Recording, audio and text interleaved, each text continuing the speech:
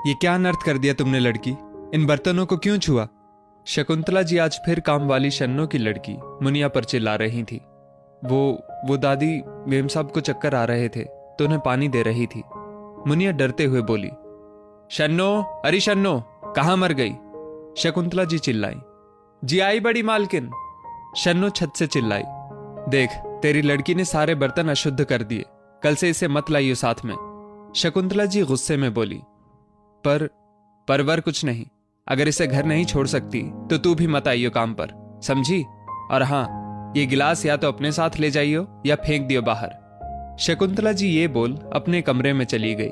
अंदर बैठी शकुंतला जी की बहू तरुणा सोच रही थी कि माँ जी कब बदलेंगी, कब छुआछूत का भेद खत्म होगा। माँ जी तो शन्नो को काम पर रखने के पक्ष में ही नहीं थी, पर तरुणा गर्भवती थी, शादी के 8 साल बाद गोद भरी थी, तो डॉक्टर ने बेड रेस्ट को बोला था पूरी तरह से, और शकुंतला जी ज्यादा काम कर नहीं पाती थी। शन्नो वहां और भी घरों में काम करती थी तो भरोसे की थी, इसलिए सफाई और कपड़ों के लिए उसे किसी तरह हां कहा था शकुंतला जी ने, वो भी रसोई में ना घुसने की और उनका सामान ना छूने की ढेर सारी हिदायतों के साथ। मुनिया शन्नो की इकलौती बेटी थी। शन्नो का पति कई साल पहले उसे छोड़ गया था। बस्ती में अकेली लड़की को छोड़ नहीं सकती थी, इसलिए शन्नो उसकी स्कूल की छुट्टी वाले दिन उसे काम पर ले आती थी। अगले दिन से शन्नो ने शकुंतला जी के घर आना बंद कर दिया। दूसरी काम वाली मिलना भी आसान नहीं था, ऊपर से शकुंतला जी का व्यवहार भी जग जाहिर था। शकुंतला जी किसी तरह काम करती थी घर के। सुबह शाम थोड़ी मदद उनका बेटा पार्थ कर देता था। माँ, मुझे ऑफिस के काम से कुछ दिनों के लिए दिल्ली जाना है, एक शाम पार्थ आकर बोला। पर बेटा, बहू की प्रसव की तारीख नजदीक है, ऐसे में तेरा यहां होना जरूरी है। शकुंतला जी बोली, माँ, अभी 15 दिन का वक्त है और मैं सिर्फ 4 दिनों के लिए जा रहा हूं, आप चिंता मत कीजिए, बच्चे के आने से पहले मैं आ जाऊंगा। पार्थ बोला। पार्थ तरुणा को अपना ध्यान रखने की हिदायत दे दिल्ली चला गया।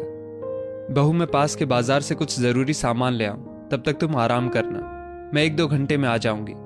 एक दिन शकुंतला जी तरुणा से बोली, जी माँ जी, मैं भी तब तक थोड़ा सो लेती हूँ, रात को तो बेचैनी के कारण नींद ही नहीं आती, तरुणा ने कहा। शकुंतला जी बाजार चली गई। इधर अचानक तरुणा को पेट में हलचल सी महसूस हुई। उसने उठकर पानी पिया। पानी पीते ही पेट में जोर से दर्द हुआ और तरुणा चिल्ला उठी।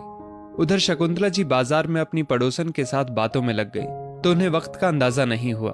तभी पड़ोस के घर से काम करके जाती शन्नो ने तरुणा की चीख सुनी। दरवाजा अंदर से लॉक नहीं था तो शन्नो भागी हुई आई। क्या हुआ भाभी जी? तरुणा को तड़पते देख शन्नो बोली। शन्नो, बहुत तेज दर्द हो रहा है, मम्मी जी भी घर में नहीं है, तुम डॉक्टर को फोन लगाओ जल्दी, लगता है समय आ गया, तरुणा कराहते हुए बोली। शन्नो ने तरुणा से नंबर ले फोन लगाया, पर डॉक्टर एक ऑपरेशन में व्यस्त थी। अब क्या होगा? तरुणा के दिमाग में प्रश्न कौंध रहा था। भाभी, आप आराम से सीधा लेटो, मैं देखती हूं, गांव में तो हम यूं ही प्रसव करवा देते हैं, शन्नो बोली। नहीं शन्नो, मैं अपना बच्चा नहीं खोना चाहती, डॉक्टर का इंतजार करते हैं, तरुणा डरते हुए बोली। भाभी, आने और जाने वाले किसी का इंतजार नहीं करते, जब आना जाना हो तभी आते जाते हैं, और बच्चा किसी भी वक्त आने वाला है, शन्नो बोली। उसने तरुणा के पेट की हल्की मालिश शुरू कर दी। तरुणा दर्द से तड़प रही थी। अस्पताल ले जाने का न वक्त था न कोई साथ था। तभी शन्नो की पड़ोसन उसे ढूंढती वहां आ गई। साथ में शन्नो की बेटी मुनिया थी जो स्कूल से आ गई थी। शन्नो ने मुनिया को बाहर बैठाया और पड़ोसन से पानी गर्म करने बोला। शन्नो तरुणा का कभी पेट सहलाती, कभी सिर, कभी उसे तसल्ली देती और जोर लगाने को कहती। शन्नो और उसकी पड़ोसन एक कुशल दाई की तरह प्रसव करवा रही थी। थोड़ी देर में बच्चे के रोने की आवाज आई। तभी शकुंतला जी घर आ गई। बच्चे की आवाज सुन उन्हें आश्चर्य हुआ। तरुणा, तरुणा! वो आवाज देती अंदर आई तो देखा तरुणा दर्द से बेहाल हो थक के लेटी थी और शन्नो के हाथ में एक नन्ही सी जान थी जिसकी गर्भनाल तरुणा से जुड़ी थी। सारी स्थिति समझते ही शकुंतला जी ने तुरंत डॉक्टर को फोन लगाया। डॉक्टर अस्पताल से चल दी थी। तरुणा को एम्बुलेंस में डाल अस्पताल ला बाकी का इलाज किया गया। माँ जी, अगर प्रसव समय पर ना होता तो जच्चा और बच्चा दोनों को बचाना मुश्किल था। वो तो अच्छा हुआ आपने दाई को बुला लिया मेरे उपलब्ध ना होने पर, डॉक्टर शकुंतला जी से बोली। शकुंतला जी हैरान परेशान थी। तभी वहां शन्नो मुनिया के साथ आई तरुणा का हाल पूछने। शकुंतला जी को देख वो एक बार को ठिठक गई। आओ शन्नो, देखो मेरा बेटा तुम्हें धन्यवाद दे रहा है, तुम ही तो हो जो इसे इस दुनिया में लाई हो।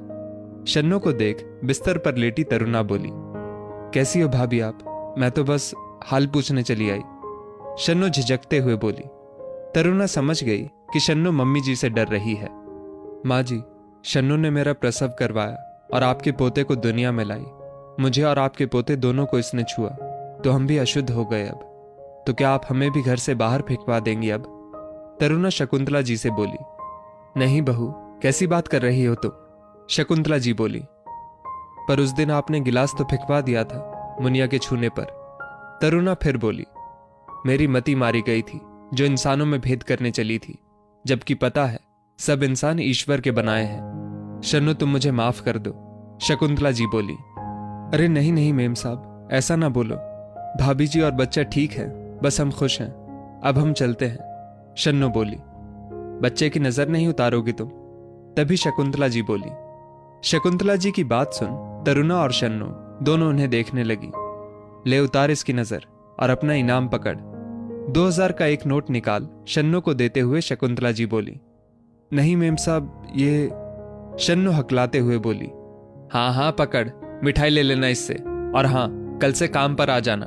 मुझसे अकेले नहीं होती तेरी भाभी की देखभाल, समझी? फिर मुन्ने को खिलाने को मुनिया भी तो चाहिए। शकुंतला जी मुनिया को देख हंसते हुए बोली। शन्नो की आंखों में खुशी के आंसू थे। तरुणा भी खुश थी कि चलो देर से ही सही माँ जी की आंख से छुआछूत की पट्टी तो हटी। दोस्तों, इस स्टोरी को लेकर आपकी क्या राय है नीचे कमेंट करके जरूर बताइएगा, और ऐसी ही और भी बेहतरीन वीडियोस के लिए हमारा पेज जरूर फॉलो करें।